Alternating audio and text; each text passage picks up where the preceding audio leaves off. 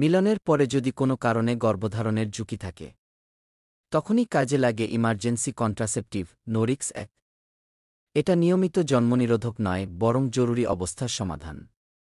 কেন ব্যবহার করবেন? অনিরাপদ মিলন, কন্ডোম ছিঁড়ে যাওয়া, পিল মিস হওয়া, এমন পরিস্থিতিতে গর্ভধারণ না হওয়ার জন্য নোরিক্স এক ব্যবহার করা হয়। এটি ডিম্বস্ফোটন বা ডিম্বাণু মুক্ত হওয়া দেরি করায় এবং নিষিক্তকরণ প্রতিরোধ করে। কিভাবে খাবেন? মিলনের ৭২ ঘণ্টার মধ্যে একটা বড়ি খেলেই কাজ করে, তবে যত তাড়াতাড়ি খাবেন কার্যকারিতা তত বেশি।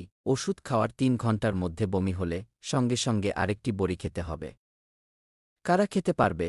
যারা অনিরাপদ মিলনের পরে জরুরি গর্ভনিরোধ চান এবং নিয়মিত পিল খান না, তারা এটা খেতে পারেন।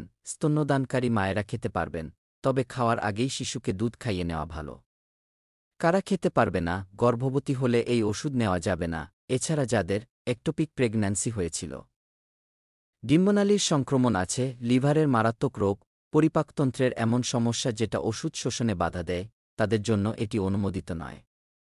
পার্শ্বপ্রতিক্রিয়া সাধারণত গুরুতর পার্শ্বপ্রতিক্রিয়া হয় না, তবে কারো কারো বমি বমি ভাব, মাথা ঘোরা, স্তনে ব্যথা, হালকা রক্তস্রাব, মাসিক আগে বা পরে হওয়া এগুলো দেখা দিতে পারে, যা সাময়িক। গুরুত্বপূর্ণ সতর্কতা: নোরিক্স এক যৌনবাহিত রোগ প্রতিরোধ করে না এবং এটি নিয়মিত জন্মনিরোধক নয়। মাসিক যদি ৫ দিন পিছিয়ে যায় বা অস্বাভাবিক রক্তস্রাব হয়, তাহলে প্রেগন্যান্সি টেস্ট করবেন। সঠিক সময়ে সঠিক সিদ্ধান্তই দেয় সুরক্ষা। ইমার্জেন্সি পিল নোরিক্স এক জরুরি পরিস্থিতিতে নির্ভরযোগ্য গর্ভনিরোধক। ব্যবহারের আগে নির্দেশনা ভালোভাবে পড়ে নিন।